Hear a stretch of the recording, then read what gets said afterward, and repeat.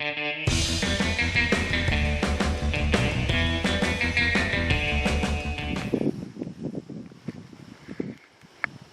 just ran into a buck on my way up in here on Oddsy's spot here. It wasn't a real big one. It was actually a pretty small one, but he was eating acorns. He should be crossing somewhere right here in front of me, but I don't see him, so I want to go really easy. I'll try to get him on camera.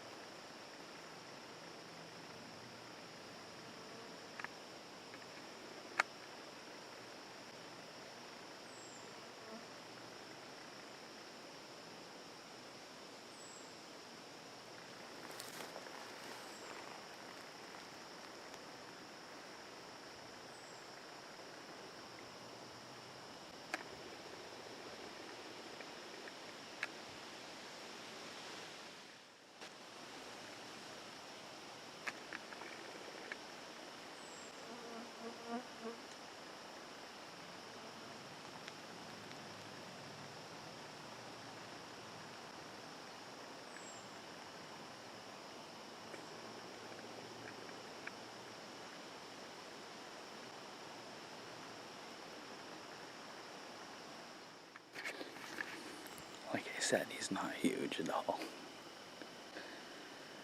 I think that's that little 6 that's been hanging around. There's 2 other big bucks with him generally, but I'm not seeing them. I think they're out ahead of him.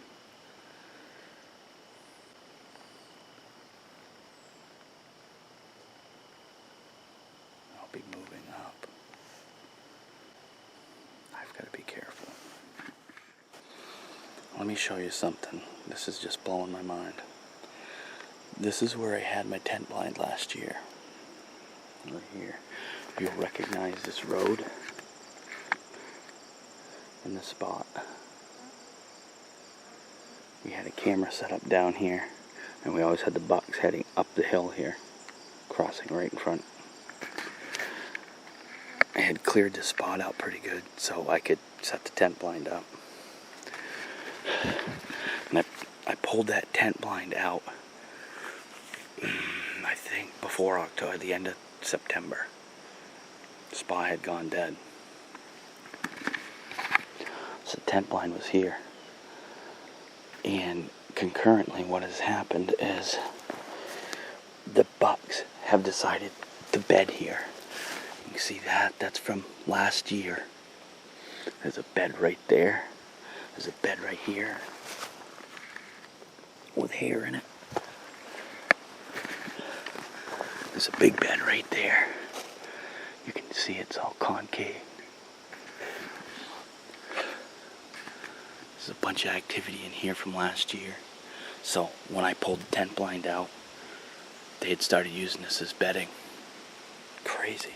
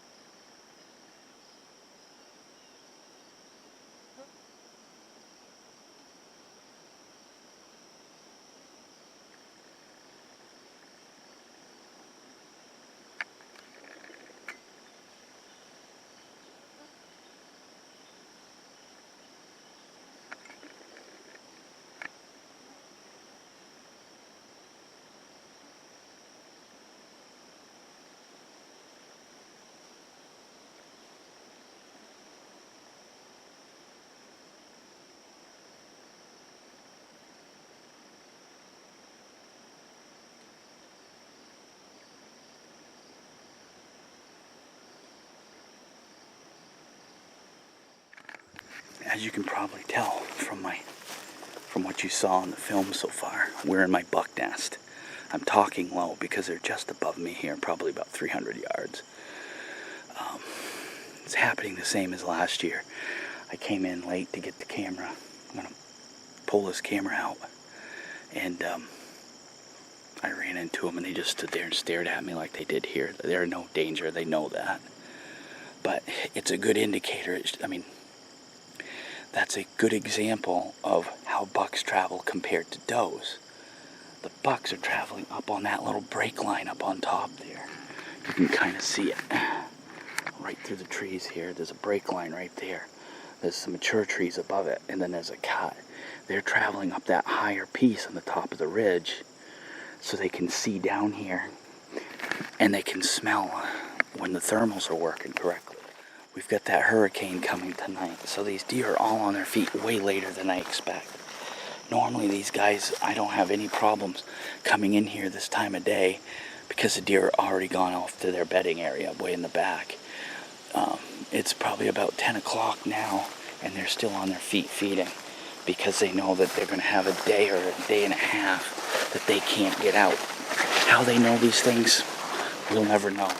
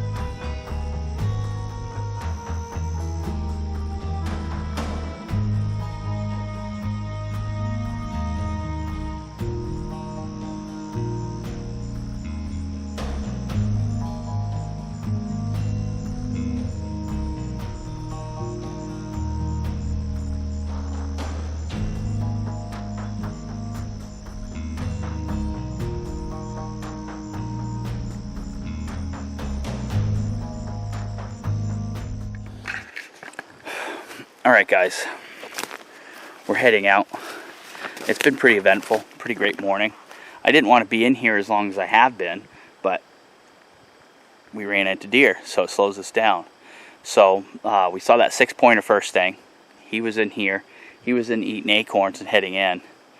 And then we ran into that bachelor group with that nice 8 in it back in there. They were up along the top of the hill there, about a quarter way off the top. And then we ran into that doe. And this feeds into something I talk about quite often, is there's a difference between how does and bucks use a piece of property and how they travel. And the bucks are going to always want to get up higher, about 3/4 of the way up a hill, and then they'll side hill. And they do that so they get the advantage of the thermals and they can see. A doe, she's got an advantage. She can still win things along that road, but it's more of a straight path between where she's feeding and bedding. And there's usually a group, so it gives them that security of having more eyes. So that was a difference. The other thing, too, is when those bucks came in here, they came down through this cut, and they went up this hill and got to the height of land, then turned and went. And they'll tend to do that. They'll go out of their way to get the advantage, where the doe is just going to go straight to where she's going. So that's just kind of something we talk about quite a bit. And that can help you in your still hunting methods by using the advantage of the thermals and knowing how a buck's going to travel. Especially during the rut, they're going to do that so they can wind any does down below to see if they're in heat. And then they're going to do that and go straight to their bedding areas. And then they'll run through the bedding areas. But we'll talk about all that when time comes. We grabbed both cameras that we needed. We actually pulled one off from the log landing where I had it, where there's a community scrape. And I moved it back to a travel corridor.